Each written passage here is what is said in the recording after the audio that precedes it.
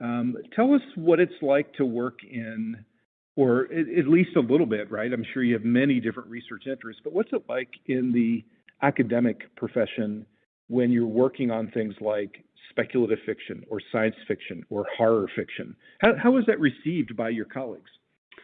That's such a good question. I think if you had asked me 10 years ago, I would have said they would have laughed in my face, or they wouldn't take it as seriously as they do now. And I think and I think I talk about it a little bit, I will in a little bit, we're in this new age where we talk about, quote unquote, elevated horror. And so, horror and speculative fiction is so popular now and so artistic that people are really taking it seriously as an avenue of investigation, I think.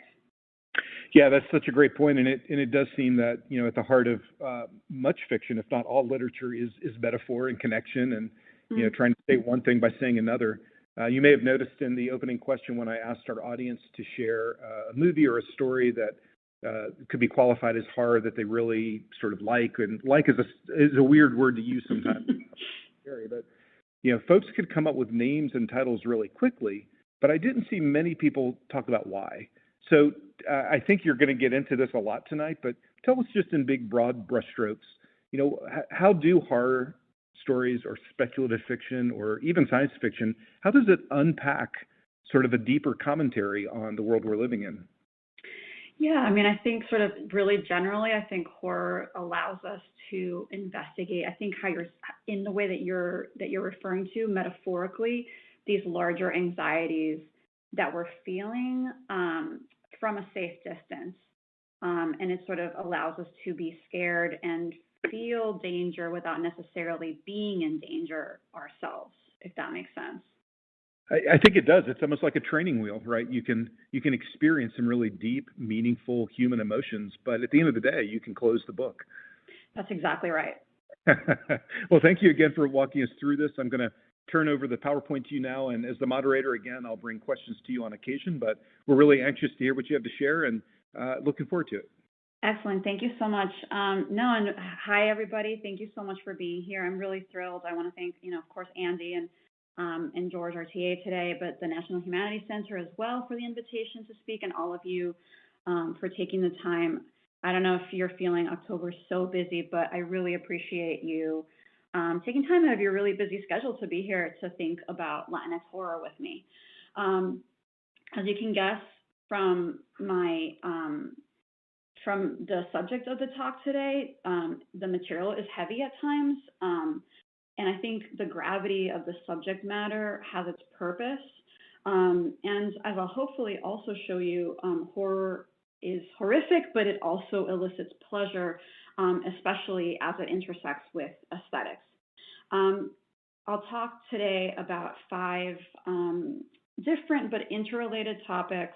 I'll give you a brief overview of Latinx literature, a description of the horror genre and how scholars have discussed the tropes, followed by a short description of my book as a way to illustrate how I see the intersection of Latinx literature and horror fiction. And finally, I'll give you a few case studies and methods for teaching these texts. Andy, like he said, will be our expert moderator and will bring questions as they emerge. And I've also allotted some time at the end for Q&A, and I really look forward to your questions and comments. But first, I want to ask, why horror fiction? Why now? This is a cumbersome question that can be approached from many angles. My entry point today is that it's spooky season. October is really my favorite month. I try to watch one scary movie every day of October. And at the age of what we call elevated horror, there's honestly too much to choose from. I can spend a million hours thinking about all the amazing movies that have come out in the past couple of years, and I'm happy to talk more horror in Q&A. In light of Halloween season, I'll stay on theme, but it's also 2022, and we are living in truly horrific times. We continue to experience the repercussions of COVID-19 and the deaths of millions of people worldwide, as well as the anti-Asian hate that continues today. The aftermath of the Trump administration is still palpably close. The hearings about the insurrection on the Capitol are still taking place. The Supreme Court is demonstrating a stronghold on the lives of the most precarious, Roe was overturned earlier this year, which will not prevent unwanted pregnancies, but create a surge in women's mortality rate and the reproduction of poverty in already precarious populations. The environmental crisis persists and magnifies as Hurricane Fiona and Ian and then Julia all wreak havoc in only 1 year. Russia continues its violent pursuit of undoing Ukraine, and with it comes the dread of nuclear annihilation at its worst. Their core best. The killing of Black and brown peoples continues at the hands of the state, even as calls for Black Lives Matter attempts to demand justice and change. These horrors and disasters are not new. By this, I mean that while these events are singular in their time and place, they are also manifestations of historical violences that persist into the contemporary. What else can we call things like European colonization of the Americas? European and American forms of expansion and imperialism throughout the hemisphere and beyond, the genocide of indigenous populations, the transatlantic slave trade, and the continued exclusion and erasure of minoritized people in all forms of our society. So this is really light fare. In light of the terrifying and horrific landscape in which we find ourselves, why turn to horror fiction now? What can the horror genre show us? And I think that, I was really curious to know who on the audience was a horror fan, what you think about when you think of horror. And I was so pleased to see both such an eclectic array of answers. So these are the ones that I noted: The Birds, The Telltale Heart, The Exorcist, The Ring, It Follows, The Love of Zombies, Stephen King, the OG Halloween, Carrie, Hereditary. I just see Midnight Mass, right?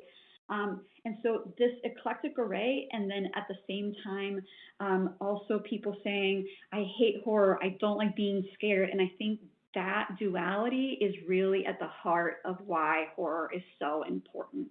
And so this is also a really great segue for thinking about the tradition of Latinx literature. In many ways, this tradition emerges from terror and histories of violence and resistance.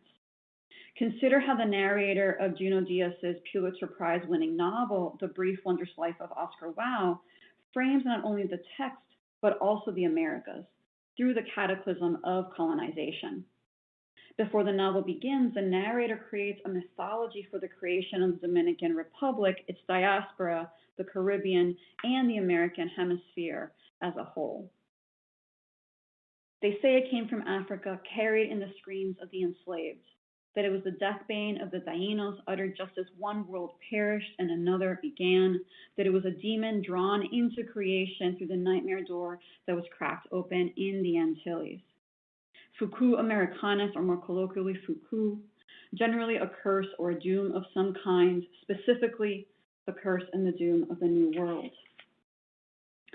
I'll briefly note that this framework defines the Americas as created through horror, which is felt throughout the novel. I'll turn to Díaz again when I talk about teaching Latinx horror, but Latinx literature and its scholarship indeed emerge from forms of violence and resistance movements. So Latinx literature has grown really substantially over the past 2 decades, gaining significant institutional presence. I'd say that the field came into its own in the 1980s as a result of the U.S. identity movements of the 60s and 70s, and consolidated further as an academic discipline in the 1990s. The 90s is a foundational decade for literature by this heterogeneous, minoritized ethno-racial group. There's an explosion of publications during this decade, especially by women, such as Cristina Garcia's Dreaming in Cuban, Tanda Cisneros' Women Hollering Creek, Julia Alvarez's novels How the Garcia Girls Lost Their Accents and In the Times of the Butterflies, Ana Castillo's So Far From God, Maria Elena Villamontes' Under the Feet of Jesus, Junot Díaz's Drown, and Oscar Hijuelos's Mambo King's Play Songs of Love, among many others. There's also an increased recognition in the literary market and the beginning of canon constructions and the anthologizing of this literature, or projects that organize and assign importance to certain texts in Latinx literature. During this decade, critics highlight the tension between cultural nationalism, historical fluctuations, and pan-Latinx collectivity. that is, between sustaining particular national, racial, and ethnic formations and attending to the change of these notions through time, and the need to think about Latinx identity more holistically or as a vast network with interconnections. The emergence of these and other authors enable a new generation of scholars to explore questions of race, ethnicity, migration, and national belonging through an aesthetic archive that was imaginative and experimental, but above all, profoundly political. While this decade is fundamental to contemporary understandings of the field, I also recognize the long history of Latinx letters within what is now the US and the continued shifts in definition within literature and ethnic categories. The 90s is also noteworthy for symbolic reasons. If we consider the year in which Dreaming in Cuban was published, 1992, also marks the 500-year anniversary of Columbus's arrival in the Americas and the cataclysmic event that theorist Waldo Mignolo calls the modern colonial divide. The colonial period is important for the foundation of Latinidad and a central source of study in Latinx literature, as is a consideration of the effects of imperialism, expansionism, and racialization. In effect, the establishment of the Recovering the U.S. Hispanic Literary Heritage Project, for example, also makes possible the recuperation and publication of works written before the 1960s, and scholars in the field explore texts written from the 16th century onward. These proto-Latinx texts show how Latinx isn't just a contemporary occurrence, but centuries old, and links our present horrors with the past on hemispheric scales, with texts like Cabeza de Vaca's 1527 Relation, Amparo Ruiz de Burton's 1885 novel, The Squatter and the Dawn, Daniel Vanegas' The Adventures of Don Chipote, and Jose Marti's New York writings. And some of these texts are sometimes not considered within the Latinx canon. Hemispheric studies invite us to account for the broad system of exchange, movement, and influence across the Americas that call into question the overlapping geographies, movements, and cross-affiliations between and among peoples, regions, diasporas, and nations. While most writing and scholarship emerges from Mexican American, Puerto Rican, Cuban American, and Dominican American spaces, U.S. Central Americans and U.S. South Americans are also gaining a larger presence in the field. This demographic expansion opens up a broader project of recovering pre-1960s writing and studying gender, diasporic, and border subjectivities. Yet the field also investigates how these areas require examination and reorganization. As such, Latinx studies is currently in a moment of tension between looking to the future yet expressing the need of reassessing its past, or what lives in the archive. Like scholar Kristen Silvergruge importantly reminds us, the U.S. has always been Latinx in the making. As the field moves towards a pan-Latinx analytical methodology and as new subjects for examination arise, Latinx studies demonstrates the challenges of acknowledging ethno-racial and racial differences while underscoring pan-Latinx similarities. So now I'd like to turn to what would seem to be a completely separate field to give you a brief overview of the horror genre as a literary tradition and then a summary of its major tropes. Many scholars have argued that horror fiction is a relatively modern genre, stipulating it emerges in the 18th century and is tied to Enlightenment thinking. So as the West is celebrating its triumph over reason and order, narratives are also emerging that counterpose this command. The English Gothic novel is a likely starting point for modern horror, perhaps the first case being Horace Walpole's 1765, The Castle of Otranto. Of course, there are distinct variations of horror which can be distinguished according to the effect they have on the audience, such as mystery, suspense, or terror. And some of the answers that you provided sort of give you a nice overview of these different demarcations. In this way, horror is difficult to define because its recurring tropes are aspects that can also be found in other genres. The Gothic tradition bloomed into the genre that contemporary readers call horror fiction in the 19th century, and ushered a period that lasted into the 1920s with ghost stories by Henry James, Edith Wharton, Ambrose Bierce, and Edgar Allan Poe, as well as classic horror novels by Robert Louis Stevenson, Oscar Wilde, Bram Stoker, and H.G. Wells's cosmic horrors.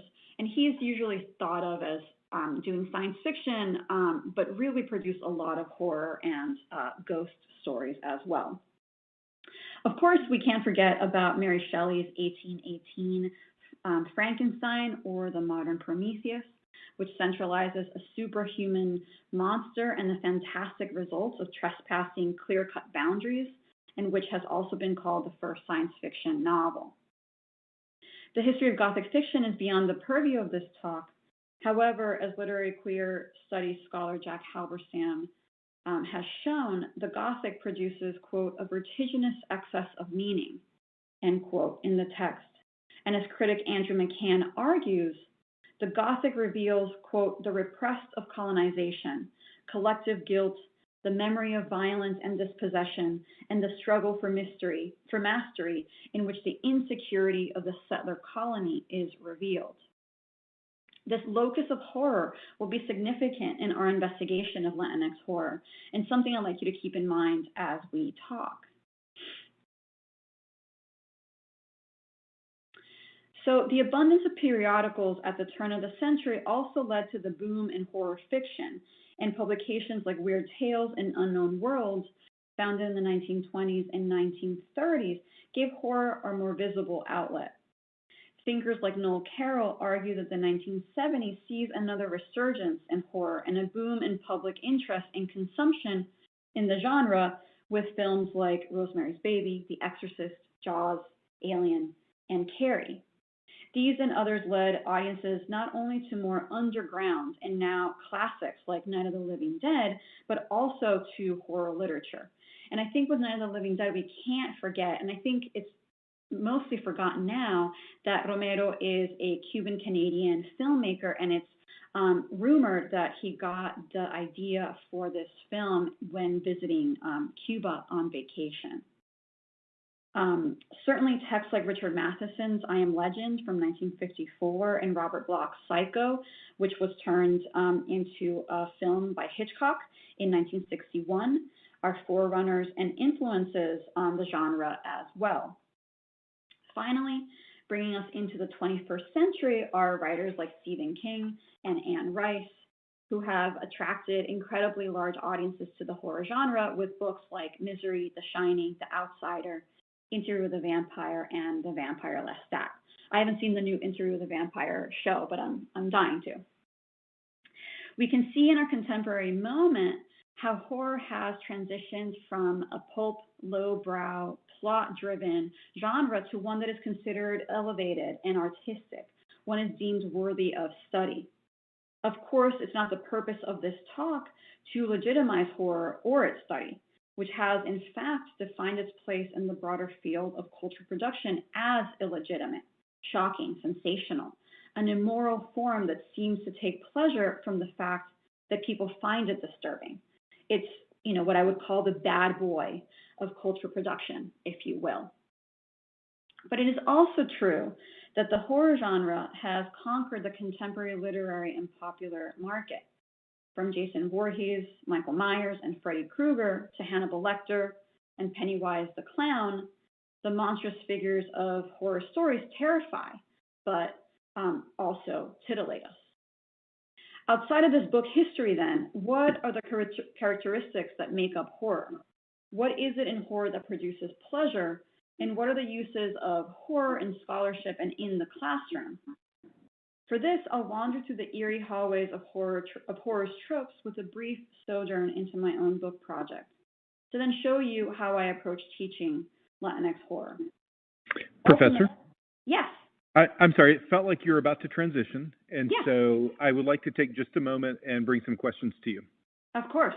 Thank you, and it'll give you a chance to take some water as well and sit back. And this first question comes from Jack. Jack is in Brooklyn, New York, and he would like you to talk a little bit about the either friction or the amplification of fiction when it is made into cinema? They seem like two separate genres. The storytelling is different, even if the story is the same. How do you reconcile sort of how to think of movies and how to think of books? Yeah, that's a good question.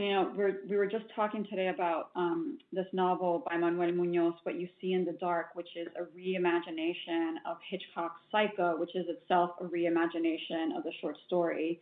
And so, when thinking of a film, there's obviously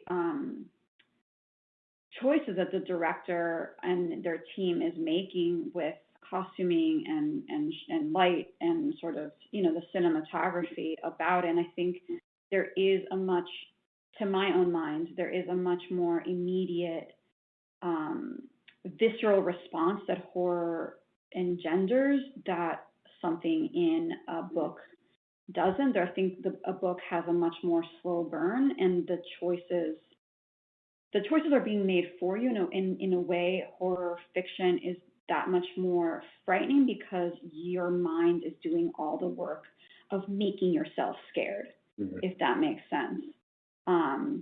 So, I mean, just to give you another example, I would say, the first time that I read Toni Morrison's Beloved, I found myself having to sleep with all the lights on because of, imagining this baby ghost was so frightening to me. And then having to see the movie was a little bit less scary because the choices the director had made, if that makes sense. Yeah. Thank you. And thank you, Jack, for the question. This next question comes from Duke. Duke's in Chattanooga, Tennessee. And Duke is wondering if you consider the genre of horror to be dystopian or utopian. Is it about finding that catastrophe and sort of painting the worst, or is it about redemption and sort of overcoming that challenge? That's a really interesting question. Thank you both for those questions. I don't know if I would say that they're either dystopian or utopian, because both of those, I think horror has so many different subgenres within it that you can find both. I can only speak for my own love of sort of horror writ large, in that there is, well, I guess there would be a utopian aspect of it in that you don't have to live yourself through these things. But I think part of it is even sort of examining our most basic anxieties and desires without having to actually perpetuate in themselves, right? Somebody in the chat said before how much they love zombies. Zombies make so many things acceptable that our society don't, right? When is it okay to eat another human, kill another human? The answer is never. Right, exactly. Except that monsters, right? This monster allows us to do all those things. Right. That's and to gain pleasure from watching those things happen. That's right. One last question, then we'll move forward. This comes from Sarah. Sarah's in Reno, Nevada. And she's wondering when, chronologically, just when in the timeline did the genre horror, when was that applied to stories or fiction or literature? Or is that more of a 20th century construction? That's a really good question. I think people are thinking about sort of horror as a cemented genre in the 1910s, 1920s, and sort of looking back to 19th century Gothic fiction as the beginning stages of horror. But the way that scholars usually think about it is much more of a 20th century modern conception, even Great. though there's traces in the past. And then, of course, as more stories and literature become well-known or become critically acclaimed, then it's easier to sort of follow that path. But it sounds like from the studies that it was in the early 20th century. Absolutely. And I think, how does genres become a thing? Sort of we start noticing the repetition of specific tropes, and then for, a genre is established. And I think it took a little while for that to become established. Yeah, absolutely. Fantastic. Well, thank you. Why don't we move forward and we'll stop at your next transition for some more questions. Perfect.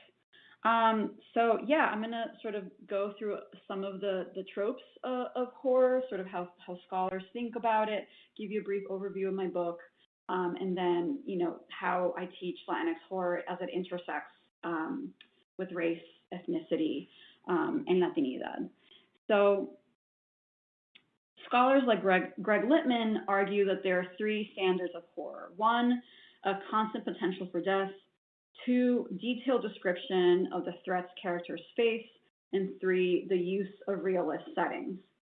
Others, like Noel Carroll, distinguish between what he calls natural horror and art horror, that which happens in the world and that which happens in a text. This is a point that I disagree with and that my work challenges and that I'll return to. Generally, horror creates feelings of dread, fear, anxiety, or discomfort that leads the reader to question the safety of specific spaces. I like to think of it that the book or the text, it feels like it's almost betraying you. Lauren Berlant's definition of genre is helpful here for thinking about how genre is established through what she calls, quote, the confirmation one receives by repeating the dynamics of an effective scene. Of course, something does not have to feel good, be good, for it to be pleasurable. Why are shows like Law and Order SVU so successful after 24 plus seasons? Why does a show about serial killer cannibal Jeffrey Dahmer earn Netflix its largest streaming audiences to date? Why do we keep returning to horror characters like Michael Myers again and again and again? I don't know if anybody saw the new iteration of the franchise that just came out last week. We should turn away from these types of stories, yet we're enthralled. Critic Philip Brophy says of horror that, quote, the pleasure of the text is in fact getting the shit scared out of you and loving it in an exchange mediated by adrenaline, end quote. But in philosophy of horror, Carroll asks, for example, how can anyone be frightened by what they know does not exist? And why would anyone ever be interested in horror since being horrified is so unpleasant? Latinx literature reframes these questions, challenging the boundaries between natural horror and art horror, asking instead, who can afford to distinguish between these two? In fact, some Latinx literature shows how histories of colonization, the transatlantic slave trade, dictatorship, exile, and diaspora, among others, are horrific and necessitate the tropes of the genre to understand them. The paradox of horror is what makes it so fascinating. The capacity to disgust and titillate also reveals larger concerns in the contemporary moment that particular forms of horror emerge. In her analysis of the role of the genre in horror films, Carol Clover, who coined the idea of the final girl, so popular in horror analysis, argues that what makes the genre so powerful is, quote, its engagement with repressed fears and desires and its reenactment of the residual conflict of those feelings. Robin Wood reiterates this point, showing how it is at once the personal dreams of the creators of horror, the writers and filmmakers, and the collective imaginaries of its audiences. A, quote, fusion made possible by the shared structures of common ideology. Horror, I would add, takes on many forms of cultural production with political inclinations and real sociocultural effects that provide ways of defining, for example, what is good and evil, what is monstrous, normal, or otherworldly. Some, like myself, would argue that the sociopolitical needs the rhetorics of horror to describe itself. I'd like to shift for a second here into my book project, if you'll allow me a shameless plug. I think my research will give us a nice transition between the histories of Latinx literature and horror to think about them together. But I'll stop here in case there's any more questions, Andy. Thanks, Professor. We do have some questions that are coming up, and I'm trying to make sure that we don't ask something that you might be talking more about a little later. Let's start with this question. It comes in from Alora. Alora is joining us from Los Angeles. Is there a difference, in your opinion, between the more suspenseful thriller stories and the violent slasher stories within the horror genre? Yeah, no, thanks for that question. Yeah, absolutely. They definitely create different feelings, right? And I think those distinctions are significant. So, if you think, for example, I just saw the new Halloween. There's something so disgusting and horrifying about this monster that will not die and keeps coming back to find these giant knives to just stab people to death. And a film like Misery, right? Stephen King's book, then film, which is, this slow burn creep or creeping sensation. And so, it's about sort of parsing out what are the different feelings and why and how they create different sort of reflections on the world at large. Carrie takes that question one step further and wonders if, Carrie's also in Los Angeles, and wonders if our true crime obsession has grown from this inherent interest in horror movies and books. Oh man, I can spend all day talking about true crime and sort of my love-hate for it, but I think absolutely yes. I think it's grown from this our interest in horror, but it's taking it a step further and seeming that we're so dissatisfied by seeing horror at that much of a distance that we need to experience it in our daily, to make it feel like it could actually happen to us. And I think there's that element and also this voyeurism that we get from sort of knowing that these things happened in reality, but they didn't happen to us. So I think it brings the danger that much closer. You're right, it does. And of course, not in all, but in many of these true crime podcasts and programs and serials, the criminal's often caught. So maybe that's a way of affirming that the horrors can be avoided. Last question before we move on. This comes also from California, from Lisa. You noticed at the beginning when, as you pointed out, a lot of folks were coming up with favorite examples, and there are a lot of folks saying, I just don't watch that. I can't watch that. Lisa's wondering how you as a teacher, as a professor, handle students or sort of that place when the folks you're working with just don't want to engage with this. Is there a way to bridge that resistance? Yeah, that's a really good question. I think, a lot of the books that I teach and films that I teach deal both with sort of fantastical horror and also real life horror. And, I tend to start my classes by saying, sort of summarizing that it's going to be difficult material, and also with my own argument that if we think about Latinx literature and if we think about American literature in general, it is sort of haunted by horror in all its different ways, and that we should think about it together, and that the classroom is really the best way for us to think about these difficult subjects as a group. Yeah.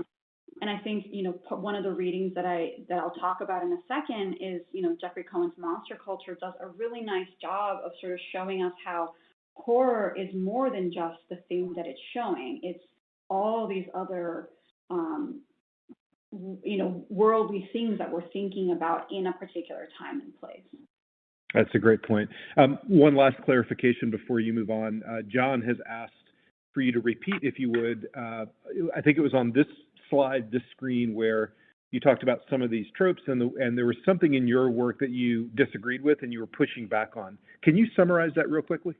Yeah, absolutely. So yeah, I mean, I'm pushing against Noel Carroll's notion that there is art horror and natural horror, and art horror is that which happens on the page, and the natural horror is that which happens in the world.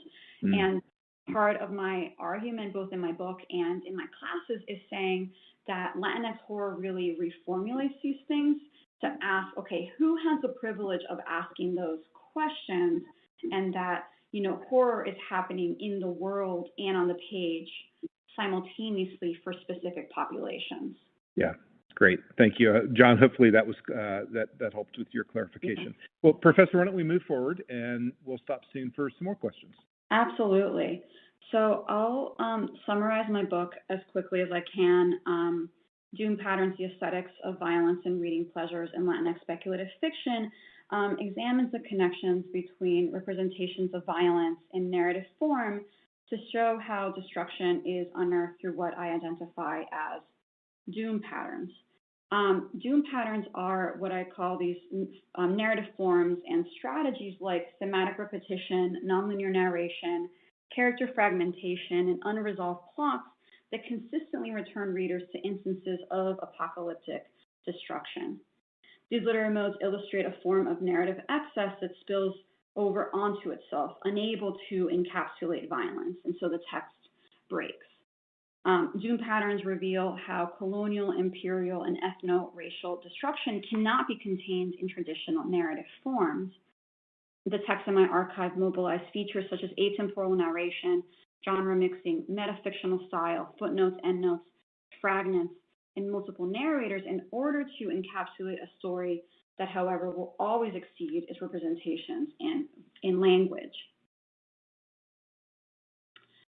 The powerful appeal of doom patterns can be seen in how they establish elsewhere in stories of colonization, slavery, and the trauma of U.S. migration.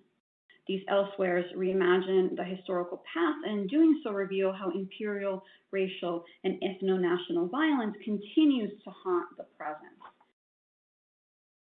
So let me just give you a brief summary of my book chapters to then move on to sort of my methodology in teaching and how it connects to my research.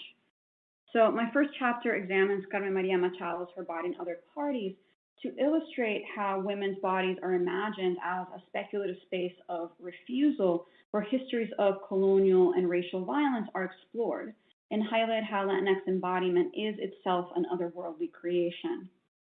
Chapter 2 focuses on representations of sugar in Garcia's Dreaming in Cuban and Colson Whitehead's Zone 1 to show how this sweet product paradoxically unearths histories of colonial, imperial, and racial violence.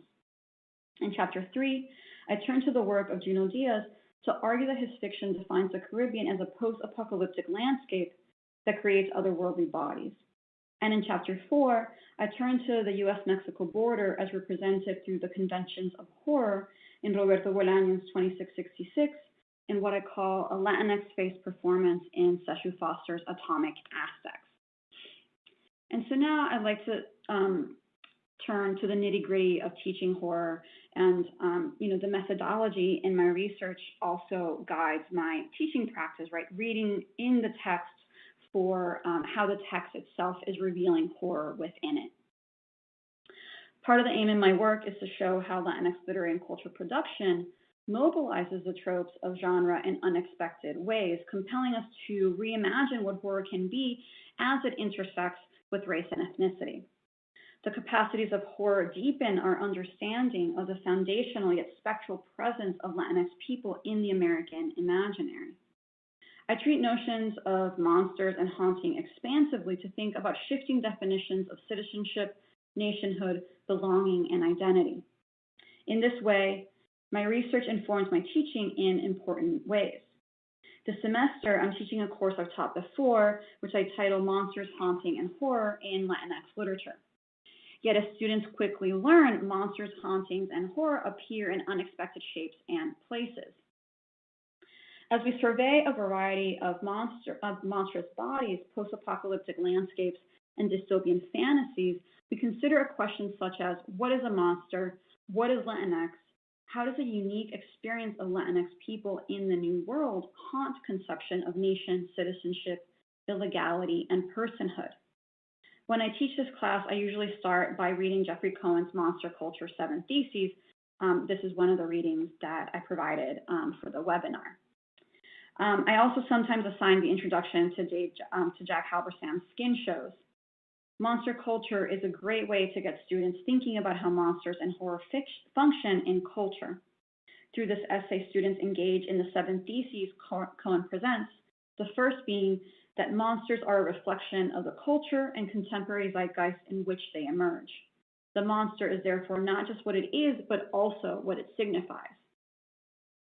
Take, for example, Godzilla. It is more than a reptilian monster that terrorizes Tokyo, but also a reflection of the Japanese post-nuclear experience and fear of physical transformation because of nuclear fallout. Because the monster reflects a specific set of fears, ideologies, or desires of a particular time, the monster is also, according to Cohen, elusive and shifty. The monster is always a reflection of its time. Vampires, for example, are not static beings, but project different anxieties around things like sexuality, immigration, anti-Semitism. I mean, think about the new vampire in Twilight, right? They're shiny creatures.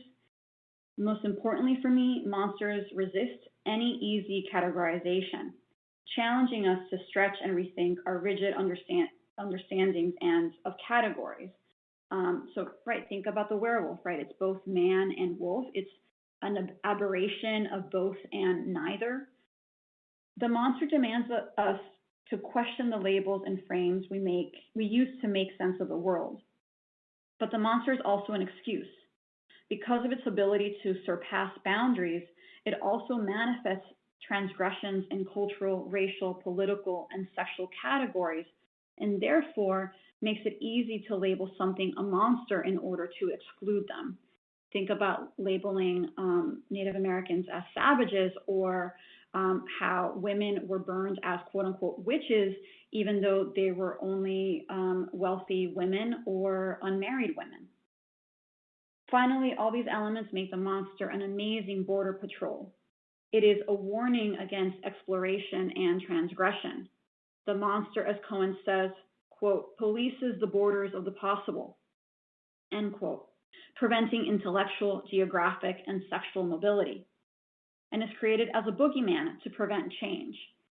So think about the 1980s slasher movies in which, teenagers are going off into the woods to have sex, right? The monster, Jason, Freddie, Michael Myers, is always telling you about the dangers of premarital sex. Yet, most deliciously, the monster is a gateway drug, an escapist fantasy. The monster is a form of repulsion and desire that enacts cultural catharsis. It is a safe way to release some of our pent-up feelings without rocking the boat in any serious way. We go to the theater, we read horror to release our energies vicariously. I'm sure we're all going to dress up as Halloween, right? This is a way to explore our fantasies in a contained environment. So I'll stop here again to see if there's any more questions that I can answer. Yeah, I have to admit, you just blew my mind a little bit. Growing up in the '80s and being the teenager where all these slasher films were there, I can tell you that the single biggest message I remember was not getting people pregnant and premarital sex, and so see that was tied in somehow is pretty sinister to even consider. Of course. I'm going to go back to slide 37, because some of these questions, I think, have come up, but maybe in a slightly different context. So talk to us for a minute about what Latinx is. Tell us about the unique lens that you're working through when you bring, so you're not just talking about horror movies in general, we're talking tonight about Latinx horror. Mm-hmm. So tell us about the Latinx part.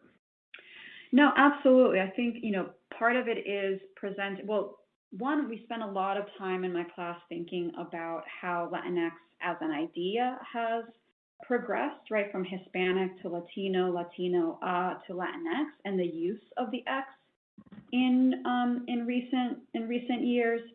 And part of what I try to convey to my students is how the term is an impossibility in itself, right? It's sort of trying to describe this really vast heterogeneous group. And while it's an impossible term, it's also a really useful one in thinking about creating resistance movements, creating cross-affiliations, networks of resistance, all those things.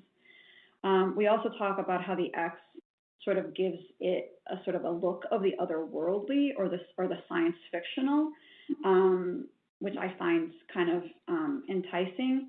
And then, to answer your question more specifically, the Latinx aspect of the class is thinking about how can the tropes of horror and the otherworldly, right, sort of thinking about these things really capaciously, help us see Um, Things like colonization, slavery, American expansionism, all of these historical elements in a new light. What do they reveal that a traditional or more realist narrative cannot do, if that makes sense? Thank you for sharing your thoughts on that. One more question, and we can move on. This comes from Patty. Patty is joining us from Arizona and is curious about the way that you talked several times tonight now, and it's so helpful to hear your perspectives and some vignettes about your teaching experience. But tell us about how your students respond to these stories and this approach. How, a lot of the kids that you're teaching are going to be kids in the classrooms of our audience just a year or two prior.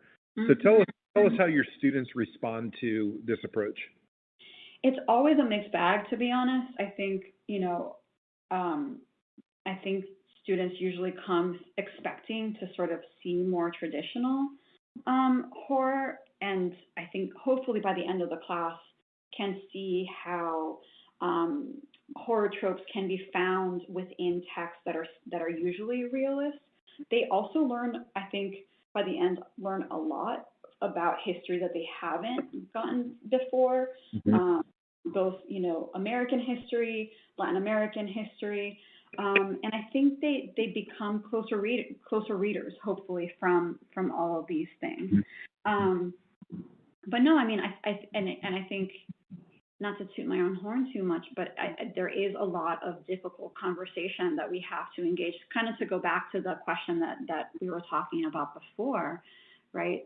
A lot of them are having to encounter information or histories that are really difficult. And so, I think I've had to slow down my teaching a lot in the past 2 years. Yeah, thank you for giving us that window and the way you approach it. I apologize. I'm not sure which slide that I moved this off of, so I'm going to ask you to go back to where we left off, and we can move forward. Absolutely. I think we ended here. Yeah. So let me see. So going back to Cohen, these are all elements that I apply to horror more generally throughout the semester. And I ask students to consider the theories of monster culture and the history of the horror genre generally, but ask them to reframe their questions through the lens of Latinx literature. The horror genre, speculative fiction generally, is considered a white and male-dominated field. However, there's a long history of speculative fiction and horror by Latinx people. These texts use the genre to reimagine the circumstances of the world at large. I think, sort of to come back to that question that you asked before, usually come to the classroom and they expect to see sort of typical Latin American and Latinx monsters, right? La chupacabra, la llorona, la ciguapa, right? All of these images that you see on your screen. My course centralizes race and ethnicity as they influence the tropes of genre fiction, and so students learn how to read for those tropes in fiction that is within and outside typical definitions of the genre. Along the way, students grapple with questions about the configurations of race, gender, and sexuality. In all these texts we examine, I attempt to guide students in more capacious understandings of horror and how the tropes of the genre can be found in unusual places. So now I'd like to turn to a couple case studies and provide some close readings of Latinx horror, and I'll conclude with an example of an assignment that I give my students in this course. So in monsters, horror, and hauntings in Latinx literature, students read from a wide variety of texts from Dominican American, Puerto Rican, Mexican American, and Cuban American authors. I usually break up the semester in 3 units: the first, Caribbean hauntings; the second, border horror; and the last, monstrous bodies. I do this for a few reasons. Splitting the semester in this way allows me to give students historical information for each region and ground each text in specificity and enough context through which they can make a robust argument about the text. I think this also enables students to see that these demarcations are murky And that one thing that horror, and I think genre fiction generally enables, is a blurring of these boundaries and the construction of vast networks interlinked with similar thematic and historical concerns. Our first unit engages texts like Oscar Wilde and Michael Zapata's The Lost Book of Adana Moreau. We're in the middle of our second unit where we're reading novels like Manuel Muñoz's What You See in the Dark, which is gorgeous, which is a reimagination of Psycho, and Fernando Flores's The Tears of the Truffle Pig. We're preparing to discuss Robert Rodriguez's 1996 mega campy film From Dusk Till Dawn on Thursday. For those who haven't seen it, the film tells the story of bank robber brothers Seth and Richie Gecko, who escaped to Mexico in the RV of the Fuller family, who they've kidnapped. Arriving at the Titty Twister, a biker bar and strip club, the Gecko brothers and the Fullers must unite in order to kill the strippers turned vampires. Importantly, the Titty Twister is in a deserted, anywhere in Mexico landscape that presents the country as post-apocalyptic and monstrous, as are the bodies in it. Approaching the bar, the owner of the Titty Twister, Chet Pussy, played by Cheech Marine, announces the services of the establishment. Quote, "All right, pussy, pussy, pussy, come on in, pussy lovers. Here at the Titty Twister, we're slashing pussy in half. Give us an offer on our vast selection of pussy. This is a pussy blowout." From the outset, we are promised gendered violence that paradoxically is always linked with pleasure and excessive camp aesthetics. The women on the border are commodified and fragmented, slashed in half and blown out. The imagery here is of violence being performed on these women, and yet the comedic tone and campiness that is attached to it makes us not only accomplices in the consumption of these women, but forces us to find pleasure in this act. The revelation that the women in the bar are in fact vampires comes through the erotic dance of Satanico Pandemonium, played by Salma Hayek. Upon grabbing Seth, she voices the desire for retribution, unearthing the long histories of U.S.-Mexico relations. Quote, "I'm not going to drain you completely. You're going to turn from me. You'll be my slave. Why? Because I don't think you're worthy of human blood. Welcome to slavery." Looming over him, the achievement of her threat is impossible to imagine, both because she is vampire and woman. As many of my students point out, particularly my female students, From Dusk Till Dawn is highly problematic and seems terribly outdated. The movie can only imagine women as exposed breasts or slashed genitals. The only woman it can imagine surviving is Kate, the cross-bearing virginal Fuller daughter. Following horror film conventions, she is the final girl who emerges covered in the blood of the monsters. The vampires of the Titty Twister are fought and escaped, but importantly not defeated. Seth and Kate, the last two standing members of the Anglo force against the racialized monsters, survive. As Seth drives away from Kate, the camera slowly pans out into a bird's eye view, moving away from the bar, revealing a deep crevasse in which 18-wheelers, assumingly crossing the U.S.-Mexico border as part of export processing zone, have been discarded. The driver's probably dead and eaten by the Latina vampires.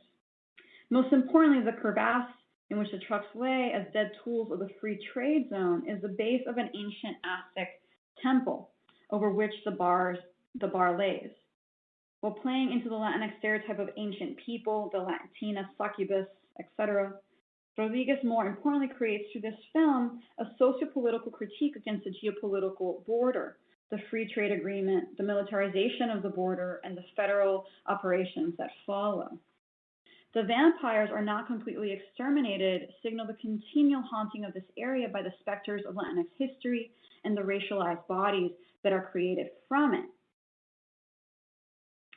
And so I'll turn now to my last unit in the semester, which is my favorite, I think, and also my students. We read texts that further challenge definitions of horror and even understandings of how Latinx is depicted or can be depicted in the text. So, we read Her Body and Other Parties, we watch Guillermo del Toro's The Shape of Water, and I ask students to consider what makes these texts Latinx, if anything, and how the generic conventions and formal notes in the text reveal elements of Latinx identity. Her Body and Other Parties mobilizes the fantastical, horrific, surreal, and otherworldly to investigate how women's minds and bodies are continually the receptacle of violence. Although of Cuban-American descent, her stories do not explicitly address this background or Latinidad writ large. However, we can see slight traces in the text that betray and expose their Latinxness. Students are usually the most drawn to the opening story in the collection, The Husband Stitch, which I shared with you all. In my work on Machado, I show how the body acts as a space through which colonial and racial violences are explored and through which women enact their resistance and defiance against systemic patriarchal domination. However, resistance takes place in unexpected ways through forms of refusal and self-harm. One of the questions that guides my class discussion is, in a world that continually performs violence in women's bodies, why not refuse? Why not assume control of your own destruction? Why not allow your ribbon to be untied and your head drop off to your husband's feet? Machado's collection centers horror in a variety of ways, from implementing some of its formal conventions, such as the building up of tension, the threat of violence and or death, for its characters, isolated, claustrophobic, uncanny, and otherworldly settings that are tinged with danger, and presenting the body as repulsive, decaying, or diseased. The Husband Stitch reimagines the classic fairy tale, The Green Ribbon, which tells the story of a young girl with a green ribbon around her neck who refuses to tell her boyfriend, then husband, why she has it. In their old age, however, she succumbs to her husband's pleading. When he unties the ribbon, her head falls off. Race and ethnicity are difficult to identify in The Husband Stitch. From the outset, the narrator is interested in the choices she makes and the power to decide. Selecting a young man at a party first to have sex, then date, and ultimately marry, the story in this way upends conventional notions of male-female power dynamics. Yet her initial power is counterposed with her husband's anger at her refusal to disclose the reason for the ribbon. Her husband demands access to all forms of knowledge and is enraged at the narrator's prohibition to her secret. This secret is crucially linked to her body, its unity and stability, which ultimately are undone. In their old age, just as in the original fairy tale, the narrator resigns herself to her husband's desires. Then I say, do what you want. Untying her ribbon, the narrator's lopped head tips backward and rolls off her head, making her feel as lonely as I have ever been. The decision to unmake herself literally unstitches her own head to appease her husband's, is intimately linked to her affective position. She is separated not only from herself, but from her husband, son, and community. Yet where does agency lie in the story and the narrator's permission to untie the ribbon? Is this a consensual choice and done from her own volition? I propose that while the narrator is pushed by the male insistence and demands of her husband, it is crucial that the ribbon is only untied after the propagation verbally allows him to do so. Realizing there will never be a space or time in which she will not be demanded upon to account for her knowledge, the narrator chooses to undo herself. The irony of her husband's desire is that once untied, the protagonist will transform into the object of psychosexual desire he has longed for without being able to fulfill his and her sexual pleasure. Literary scholar Thomas Connors reads the ribbon as paralleling the place of race within the social fabric of colorblindness, and demonstrates how Machado showcases race on the level of form, which further highlights how it operates in her text and is mediated through gender and sexuality. Before turning to the last story that I shared with you, Junot Díaz's Monstruo, should I stop here and see if there's any more questions? You know, Professor, we've got about 15 minutes left. So why don't we go ahead and get through this, and then we'll take questions at the end. So I'll summarize Díaz's Monstruo really quickly and tell you that it's a story that takes place in the Dominican Republic. in which a zombie apocalypse outbreaks in Haiti and then into the Dominican Republic and throughout the Americas. And I teach this because it centralizes Haiti, which is usually sort of looked as outside Latinx literature, and they learn about the importance of the Haitian Revolution in the Americas, and destabilizes this notion of Latinxness. We also learn about environmental catastrophe, the Trujillo dictatorship, the Parsley massacre. All of those elements are brought in here. And so in part of my reading is that the slow spreading of the disease reveals a longer tradition of performing violence to Black people, which, as many scholars have informed us, is a non-exceptional form of violence, right? That links the slave's body to the production of plantation economies and the violent technologies performed on both body and the land that enable the evolution of Western forms of imperialism and the creation of the modern capitalist system.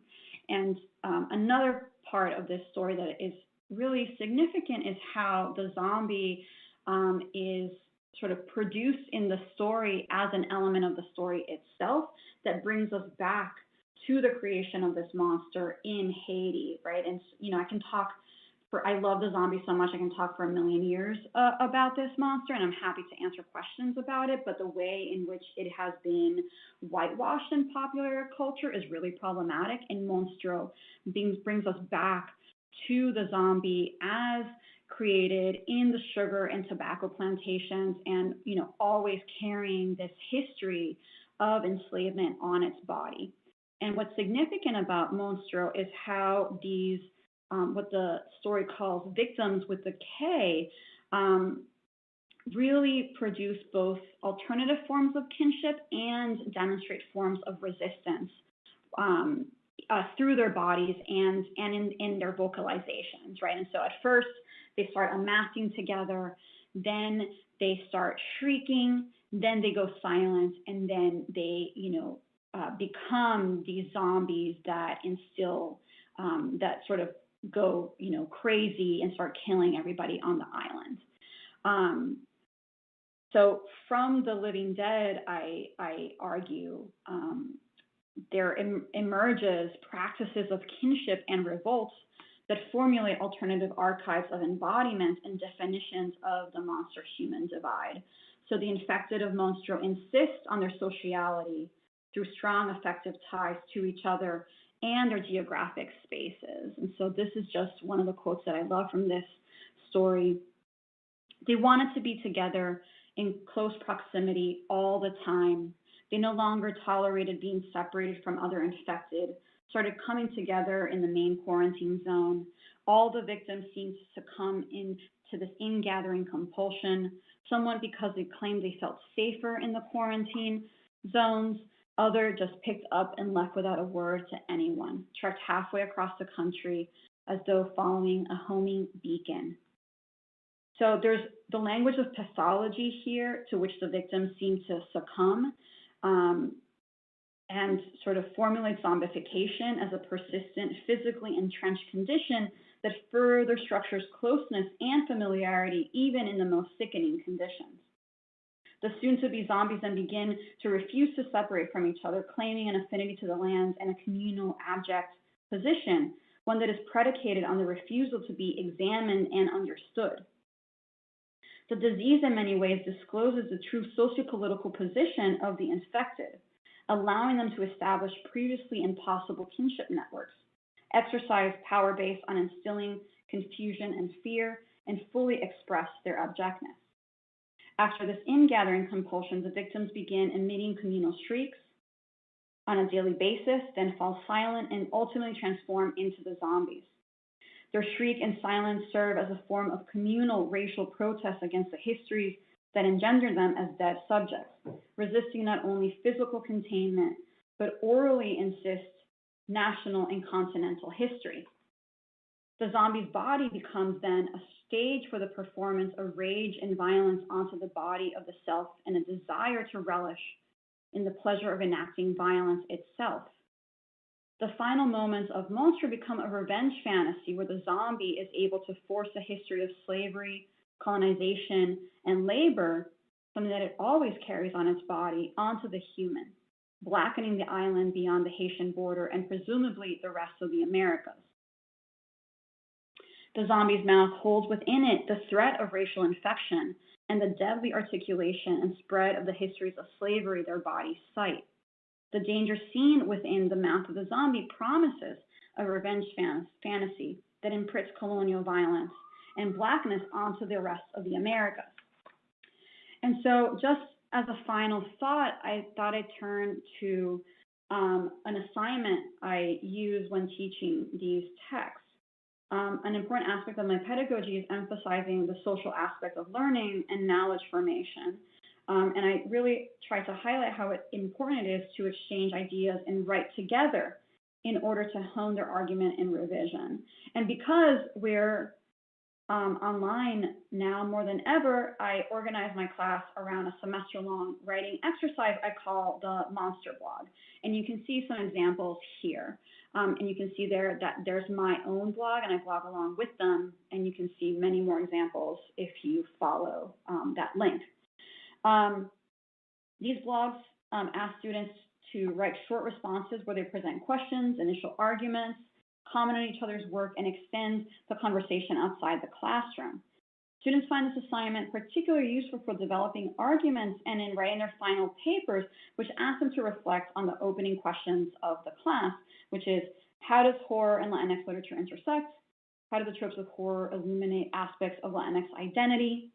What does genre fiction reveal that other modes do not? The blog, therefore, acts as a testing ground for their more developed arguments and a site where students could try out ideas with each other and outside the classroom.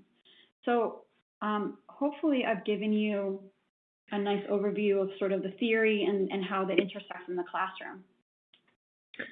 Professor, thank you so much for that, and particularly for the very engaging slides and the slide deck. And there's so many titles and there's so many suggestions that you've made that I will encourage our audience to go back and look through the recording and spend some time really lingering on some of your suggestions. We have some questions, though, that I'd like to bring you here as we wind up the next 10 minutes or so. Yeah. I'm actually going to pull a comment that I saw our friend Wendy from Minneapolis make in the chat box. And I'm going to modify it a little bit by asking you to maybe condense how you're defining the term horror one last time, in the sense that Wendy commented that she saw The Shape of Water and never quite would have thought of that as a horror movie. So talk to us a little bit about where you can find those distinctions for things that aren't slasher. They're not horrific, they're not blood-curdling, but they can still be qualified as in this horror genre. No, that's a great question. Thank you so much, Wendy. Yes, absolutely right. The Shape of Water, as you know, if you market it or if you see it, wouldn't be considered horror, right? It's a romance story, perhaps, or a fantastical one. I teach it usually in thinking about horror, both thinking about the monster as a iteration horror, even though it might not be scary per se. But I also like to think both in my work and in the classroom of how those stories, if you think about them and think about the histories that intersect in them, right? So the monster for example, in The Shape of Water has been kidnapped from Latin America. And so thinking about, and it's taking place during the Cold War, right? How are those elements, how can they be investigated as being true horrors for specific populations? That's a great point. Thank you. And Wendy, thank you for asking for that clarification. Professor, here's a question from Raquel. Raquel's in Los Angeles, and would like you to comment a little bit on the Costa Rican horror stories. And she wonders if El Zagua, El Lorena, El Cadejo, they all seem to have warnings to disrespecting women, unwanted pregnancies, getting drunk, etc. Do you see these kinds of warnings in current horror films and stories? Oh, thanks so much, Raquel. That's a great question.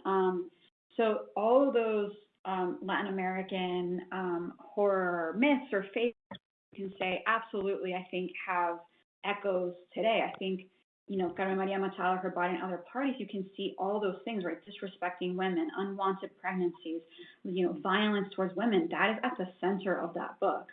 So I think there's absolutely echoes there. I don't know if anybody's seen Jairo Bustamante's film La Llorona recently. Let me go back to one of my slides had an image from that film. That's a still from the 2020 La Llorona movie, and that myth, that fable, which is prevalent throughout all Latin America, but sets it in as the aftermath of the genocide in Guatemala in the 1980s, right? And the genocide of a huge population of Mayan indigenous people. And so, not to give too much away in the film, but he takes this ghost story and thinks about what does it mean if La Llorona comes back to revenge against this Terry dictator. Fantastic, thank you. This question comes from Maggie. Maggie's in Curry Beach, North Carolina, over on the coast.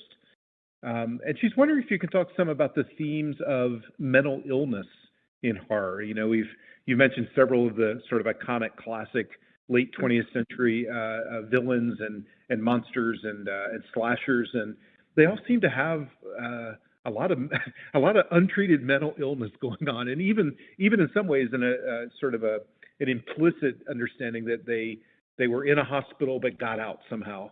So talk to us about how horror also maybe punctures the commentary around mental health.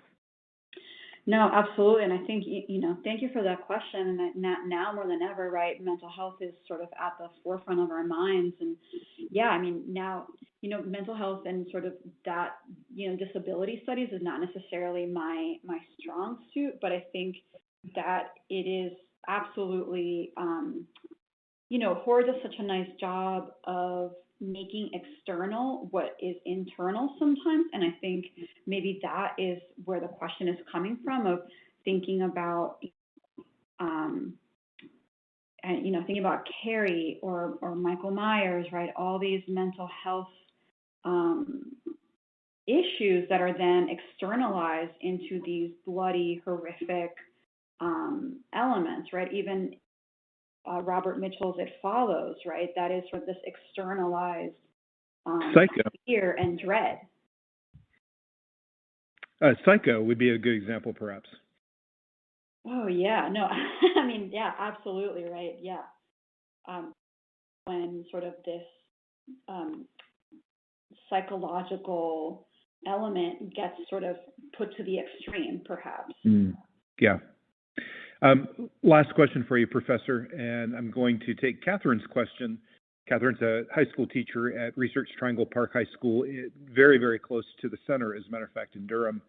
And I'm going to ask you to leave us with one big takeaway, meaning got all these folks, they're going to be teaching on Monday. They're going to have kids in the room, and they're already thinking, what am I going to do on Monday? Kids are going to be all stoked for their costumes. Younger kids, of course, are going to be perhaps even dressed up. Tell us one, if you could suggest one story or excerpt even that both younger and high school age kids could engage in on Monday, what would it be? What would be your one big takeaway?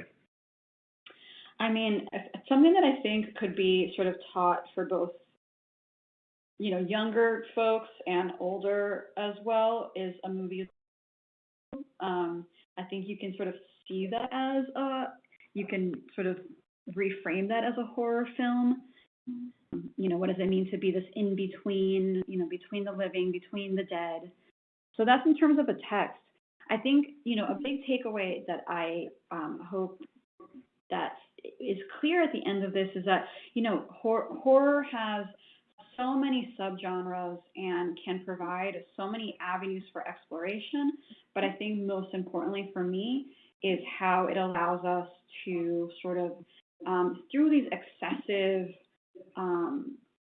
tropes and formal elements of either a film or in literature allow us to explore contemporary anxieties, fears, desires, and how it sort of fluctuates between the horrific, the fearful, and the fascinating, desireful. All of these things sort of enmeshed. Professor, you did the oldest trick in the book as a speaker. You gave us that one big takeaway, and then your audio broke up right as you said the title. Do you mind typing that into the chat box? We've got absolutely. Folks, they're hanging on the edge of your seat, which I know is your intent. But you, thank you, Lisa, Catherine, Samantha. Yes, thank you so much. Professor Maia Gil'Adí, thank you so much for your time tonight. Thank you for walking us through this. We do appreciate your contribution to the webinar series. Oh, thank you all so much. This was such a pleasure. And I want to thank everybody in our audience for joining us tonight, and remind you that if you're interested in a rewind session, we do have a recording from the webinar we did a year ago titled Speak of the Devil, Teaching Histories of the Supernatural, led by Mickey Brock, who's an associate professor of history at Washington and Lee University. You can find this in the digital library. Just simply type in the title Speak of the Devil, and you'll pull it up, and you can watch the full recording as well as get the readings and the resources. I want to encourage all of you to follow the National Humanities Center on our social media. That includes our Twitter feed in particular, and you'll see constant reminders of the upcoming deadline for applications to our Teaching African American Studies Winter Institute held in February. Please do submit an application and plan to join us. I hope to also see you at our next webinar. This one might seem familiar, Title IX at 50. That's because when we originally hosted this back in September, we had a technical difficulty and the room got closed early. So we rescheduled it, and on November 1st, Ann Blaschke will rejoin me. Ann is from University of Massachusetts in Boston, and we'll be talking about Title IX at 50.